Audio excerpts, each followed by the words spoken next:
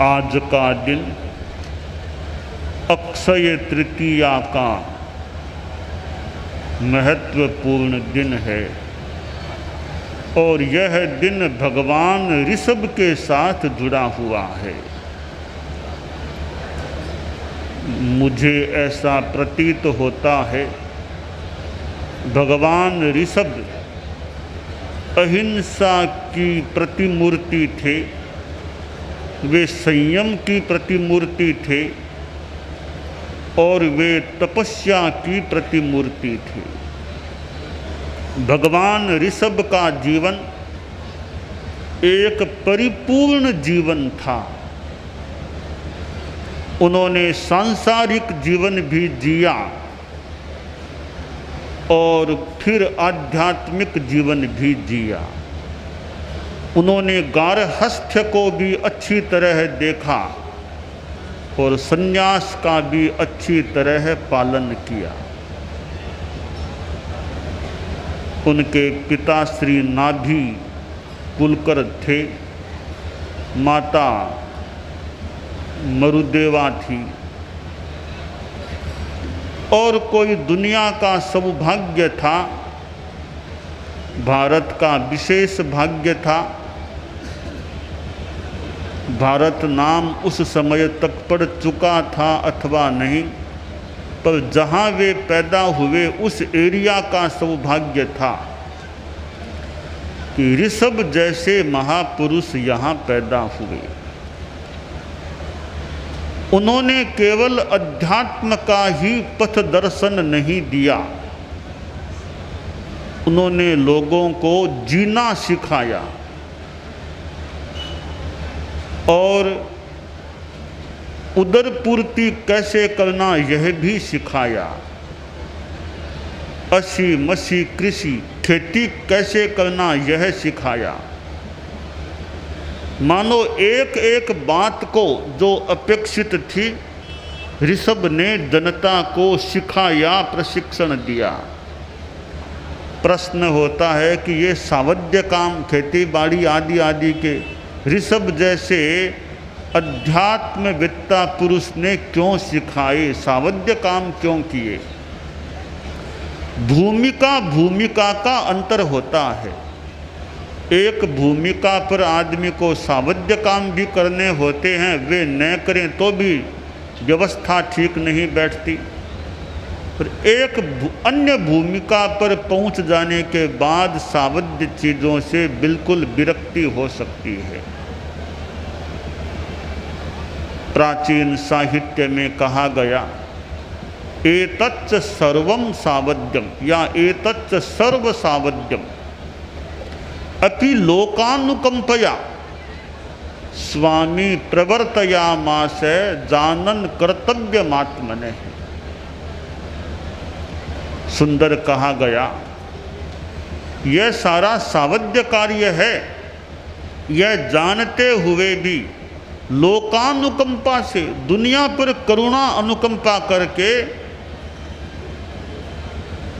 ऋषभ ने प्रवर्तन किया सांसारिक चीज़ों का। लोग तो अनजान थे, उनको मानो एक एक बात जैसे छोटे बच्चे को सिखानी होती है, नवदीक्षित साधु को एक एक बात सिखानी होती है, वैसे जनता को प्रशिक्षण दिया, अग्नि का उपयोग करना सिखाया। उस समय राजा नहीं हुआ करते थे, कुलकर तो हुआ करते थे, कुलकर व्यवस्था तो चल रही थी, राजा के रूप में व्यवस्था नहीं थी। और जनता के सामने कुछ समस्या आने लगी, कुछ छीना झपटी होने लगी, कल्पतरुओं से अपेक्षा पूर्ति पूर्णतया नहीं हो पा रही थी, तो अभाव में स्वभाव बिगड़ जाता है, छीना झपटी शुरू हो गई। लोग गए नाभि के पास कि महाराज आप हमारी व्यवस्था करो, संभालो, छीना झपटी हो रही है।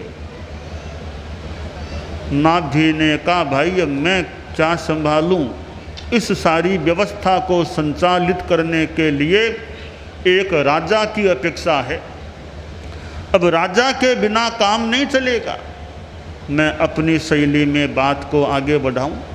लोगों ने कहा महाराज फिर राजा तो आप ही हमको दो, राजा हमारा कौन हो, या तो आप राजा बनो या और किसी को नियुक्त करो। नाभि ने कहा रे यह मेरे बस की बात नहीं है राजपाट संभालना, जाओ ऋषभ के पास, ऋषभ तुम्हारा राजा, चलो जाओ। ऋषभ को राजा बना दिया।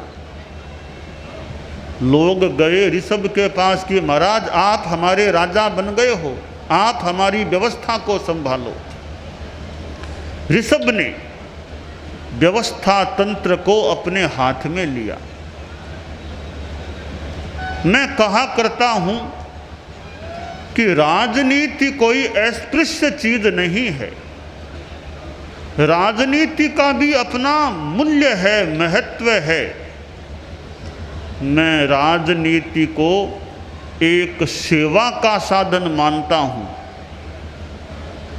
परोपकार का माध्यम मानता हूं। राजनीति के बिना तो काम कैसे चलेगा दुनिया का। पॉलिटिक्स तो आवश्यक है। हालांकि कई बार राजनीति शब्द को अपकर्ष के संदर्भ में व्यवहित प्रयुक्त किया जाता है, जैसे कि अमुक आदमी तो राजनीति करने वाला है। वो तो या राजनीति करना एक अपकर्ष के रूप में थोड़ा गलत अर्थ में लिया जाता है। शुद्ध अर्थ में राजनीति क्या है? राज्य नीति ही राजनीति। राजा की जो नीति होती है या संचालन प्रशासन प्रबंधन की जो नीति होती है एक शास्त्र की, वह राजनीति होती है, राजा की नीति। राजा किस प्रकार पालन पोषण करने वाला होता है, राजा प्रजा की चिंता करने वाला होता है, और प्रजा की ओर से भी कितना सम्मान राजा को मिल जाता है। राजा को कठोर निर्णय भी कभी लेने पड़ सकते हैं, क्योंकि असदनुशासनम, असज्जनों पर अनुशासन करना भी राजा का फर्ज होता है। और उस संदर्भ में कभी कभी राजा को कठोर भी बनना पड़ सकता है। वज्रादपि कठोराणि मृदूनि कुसुमादपि लोकोत्तराणाम चेतांसी को ही विज्ञातुमर्हति। वज्र से भी ज़्यादा कठोर बन जाए अब अपेक्षा हो तो, और फूल से भी ज़्यादा कोमल बन जाए सामान्य अवस्था में जहाँ अपेक्षा हो। लोकोत्तर पुरुष होते हैं, उनके चित्त विशेष आभा वाले होते हैं, विपर्यास वाले होते हैं। कभी अति कठोर बन जाते हैं तो कभी अति कोमल भी बन जाते हैं। ऋषभ के सामने बड़ा दायित्व आ खड़ा हुआ, राजकीय दायित्व, राजा का दायित्व। तो ऋषभ कहाँ डरने वाले थे।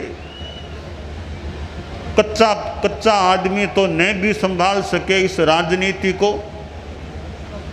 कई बार राजनीति में तो साम दाम दंड भेद ये कई नीतियां होती हैं, परंतु जरूरी नहीं है सब जगह दंड भेद को काम लेना पड़े। हाँ, कहीं कठोरता और कहीं कोमलता, इनका उपयोग करना पड़ सकता है। तो ऋषभ ने राजा के रूप में जनता की सेवा करनी शुरू की, जनता को मार्गदर्शन दिया, प्रशासन दिया, प्रबंधन दिया, और लगा अब मेरा वह काम संपन्न हो गया है, अब तो मुझे अध्यात्म के क्षेत्र में मार्गदर्शन करना है, खुद को साधना करनी है। तब ऋषभ ने गार्हस्थ्य को त्यागा और वे संत बन गए। चैत्री कृष्णा अष्टमी के दिवस से उनकी तपस्या शुरू हो गई, साधना शुरू हो गई। उन्होंने कोई योजनाबद्ध वर्षी तप नहीं किया था। आजकल तो योजनाबद्ध वर्षी तप किया जाता है कि अब शुरू करना, तब पूरा करना। ऋषभ ने ऐसा नहीं सोचा होगा कि मुझे अक्षय तृतीया को यह वर्षी तप पूरा करना है। उनका तो सहज भाव से हो गया, और यूँ कहूँ उनको तो आप लोगों ने करा दिया। ऋषभ को वर्षी तप कराने वाले आप लोग ही थे, हम लोग नहीं, आप लोग थे। तो आभार माने तो आपका ही माने कि आप लोगों ने दान दिया नहीं, गोचरी बहराई नहीं, तब ऋषभ को वर्षी तप सहज में हो गया उनके। आजकल इतनी भावना भाने वाले लोग हैं, तो मैं पूछता हूँ तब आप लोग कहाँ गए थे? ऋषभ के समय आप लोग कहाँ थे? उनको क्यों नहीं आग्रह करके आपने वो गोचरी बहराई? तो उनको इस प्रकार वर्षी तप करना ही नहीं पड़ता। ऋषभ आज होते, संभव है उनको वर्षी तप नहीं करना पड़ता, आज खूब गोचरी भिक्षा मिल सकती थी उनको। परंतु आप लोगों ने ये बड़ा काम किया कि ऋषभ जैसे व्यक्तित्व को भी वर्षी तप करा दिया। तो ऋषभ को तो आपका आभारी बनना चाहिए, होना चाहिए कि लोगों ने वर्षी तप उनको करा दिया। लोग सोचते रहे इनको भोजन क्या धामे, इनको तो हीरा माणक मोती, ये इतने महापुरुष हैं, इतने बड़े आदमी हैं, इनको रोटी बाटी क्या देना, इनको तो हीरे पन्ने माणक मोती देने चाहिए। परंतु हीरे पन्ने माणक मोती से पेट थोड़ा ही भरा जाता है, पेट तो रोटी से भरता है। परंतु आखिर युवराज श्रेयांश ऋषभ के पुत्र थे बाहुबली, बाहुबली के पुत्र थे सोमप्रभ। सोमप्रभ राजा थे और वे राजसभा में बैठे थे। परिषद मंत्री सामंत आदि साथ में पास में उपस्थित थे। राजा की शोभा होती है, मंत्री सामंत आदि राजा की शोभा होती है। उस समय युवराज श्रेयांश वहां पहुंचते हैं, सोमप्रभ के पुत्र श्रेयांश। राजा ने सम्मान दिया कि युवराज आए हैं, क्योंकि युवराज का बड़ा महत्वपूर्ण स्थान होता है राज्य में। युवराज का बड़ा महत्व होता है, क्योंकि युवराज तो घोषित भावी सम्राट होते हैं। राजा ने भी सम्मान दिया। श्रेयांश ने कहा, पिताश्री आज तो मैंने रात को सपना देखा था, अमृत कुंभ से मेरू का अभिषेक करते मैंने खुद को देखा था, और आखिर वो भगवान ऋषभ का आना हुआ, जाति स्मृति ज्ञान हुआ, श्रेयांश को अवगति हुई, पता चला कि भगवान तो भूखे हैं, प्यासे हैं, इनको तो भोजन पानी भी नहीं मिल पा रहा है। और श्रेयांश ले गया अपने परदादा महाराज को महल में, आप मेरे यहाँ भिक्षा लीजिए। और इक्षु रस का दान दिया गया, दान दिया खूब। करपात्र के रूप में भगवान ऋषभ ने इक्षु रस को स्वीकार किया। भगवान ऋषभ के समय राजनीति नई नई शुरू हुई थी, दंड संहिता भी शुरू हुई थी। कुलकरों के समय भी दंड संहिता चालू हो चुकी थी। हाकार नीति, माकार नीति, धिक्कार नीति काम में आ गई थी। एक समय था कोई गलती कर लेता, इतना सा कहा जाता, हाँ तुमने ऐसा किया है, बस बहुत बड़ा दंड हो जाता।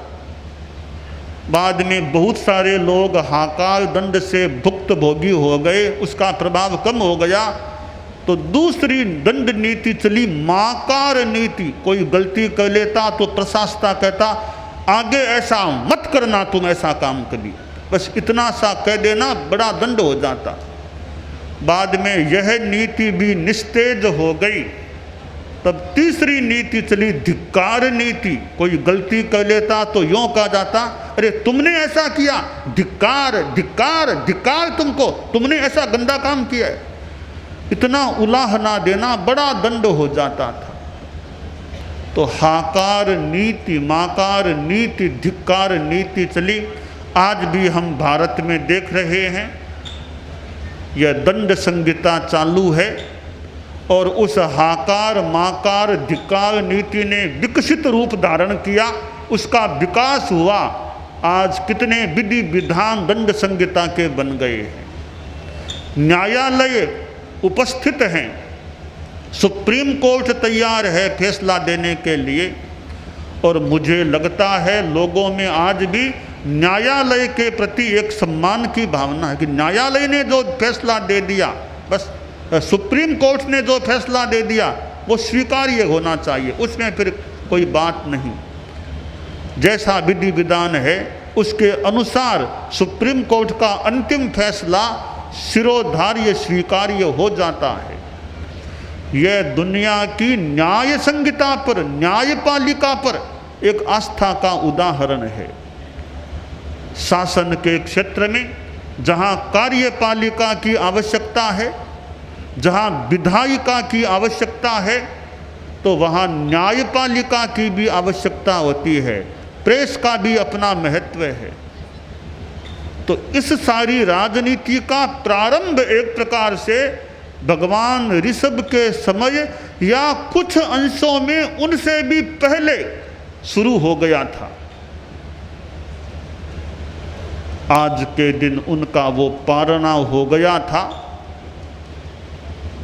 और श्रेयांश महान दानी बन गया था।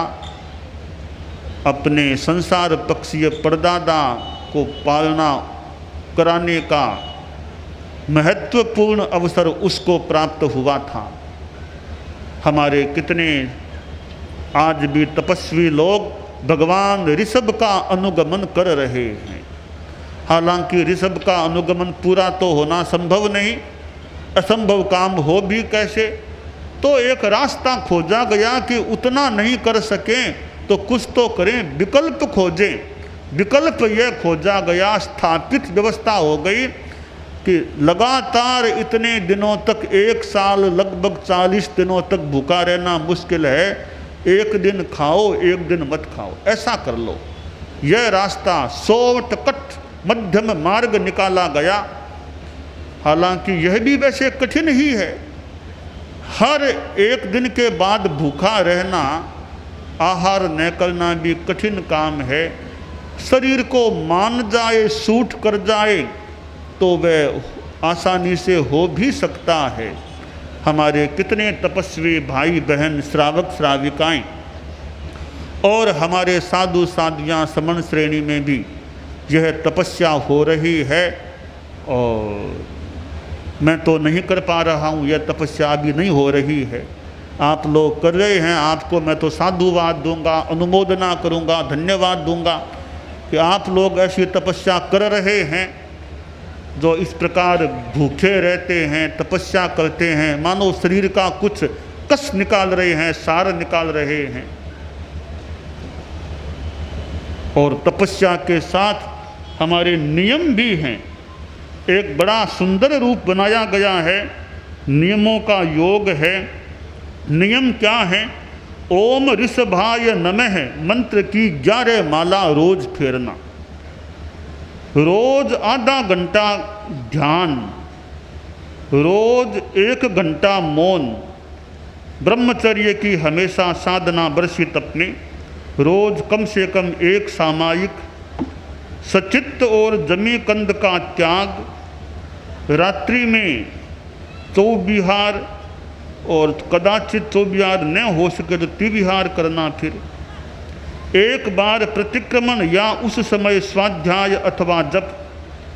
और अंतिम नियम है क्षमा की साधना करना। आक्रोश क्रोध वश कठोर शब्दों का प्रयोग कदाचित हो जाए तो पालने के 1 दिन चीनी अथवा नमक अथवा लाल मिर्च का परिवर्जन करना। ये नियम भी साथ में जुड़े हुए हैं।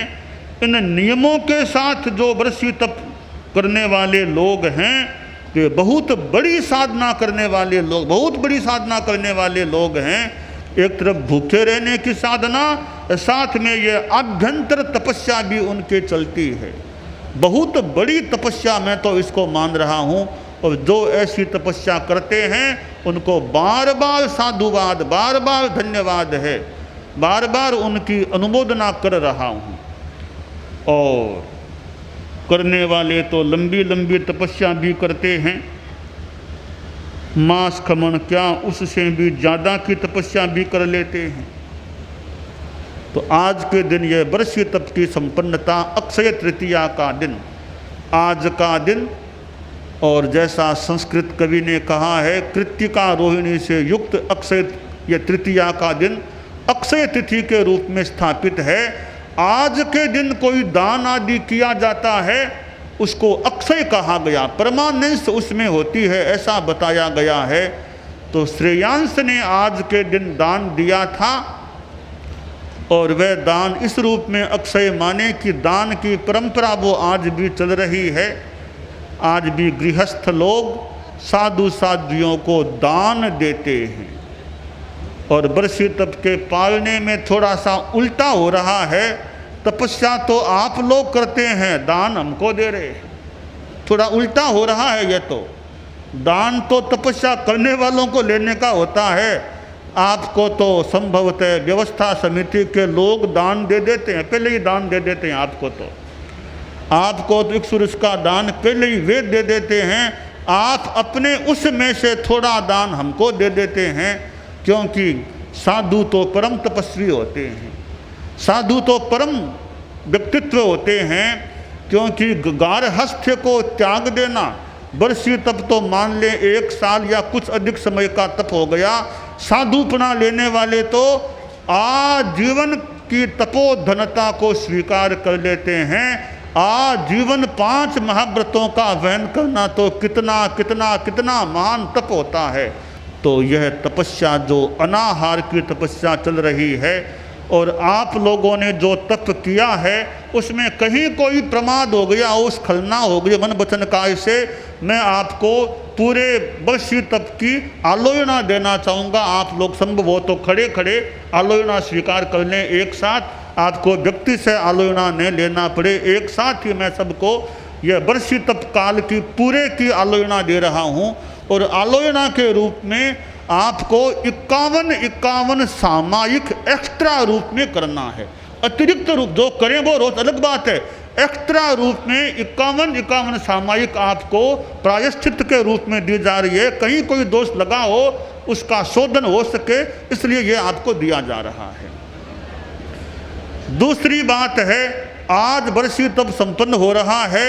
अब नए सिरे से जिनको वर्षीय तप का क्रम शुरू करना है, वर्षीय तप धारण करना है, उनको मैं संकल्प दिला सकता हूँ, वो खड़े रहें जिनको अगले वर्ष के लिए फिर करना है, या नए भी कोई हो, नए इस परिषद में नए हों, उनको भी स्वीकार कराया जा सकता है। तो जो खड़े हैं वर्षीय तप धारण करने के लिए अगले वर्ष के लिए, उनको मैं नियम दिला रहा हूँ। करे नि भंते, हे भगवान, मैं स्वास्थ्य आदि की अनुकूलता के साथ वर्षीय तप को धारण करता हूँ। त्याग है, ठीक है, यह वर्षीय तप का क्रम जैन शासन में काफ़ी व्यापक बना हुआ है और अच्छा तरीका है, सुंदर तरीका है। हमारे साधु साध्वियाँ तो और भी विशेष बात है कि कई वर्षीय तप में विहार भी करते हैं, वर्षीय तप में विहार चर्या चलती है, वर्षीय तप में व्याख्यान भी चलता है, वर्षीय तप में कार्य चलते हैं, भले समणी हो साधु साध्वियाँ हो, जो इस प्रकार वर्षीय तप में यह व्याख्यान की तपस्या भी करते हैं, लोगों को धर्मोपदेश देते हैं, चलने वाले विहार भी करते हैं, चलते हैं। यह तो और भी बड़ी तपस्या हो जाती है। हमारे अनेक संत हैं जिन्होंने वर्षों से लगातार वर्षीय तप कर रहे हैं। तो ऐसे हमारे संतों को, साध्वियाँ जो भी हैं, संत साध्वियाँ समणियाँ, उनको भी हमारा साधुवाद है और उनको ज़्यादा साधुवाद है। एक तरफ तो उन्होंने वो साधना का तप तो ले ही रखा है, उसके सिवाय यह वर्षीय तप की साधना भी करते हैं। यह अपने आप में और भी बड़ी बात हो जाती है। तपस्या का अपना प्रभाव भी होता है। और प्रभाव क्या, भगवान ऋषभ की तो वैसे जिंदगी भर की तपस्या थी, साथ में ये अनाहार की तपस्या भी हो गई। तो आज का दिन उनके लिए वह पालने का दिन आया था। भगवान ऋषभ आदिनाथ प्रभु के ये सहज हुए वर्षी तप के पालने का दिन है। यह अक्षय तृतीया का समारोह यह हमें तपस्या की, दान की प्रेरणा दे और हम सब में साधना तपस्या का विकास हो। शुभ आशंसा।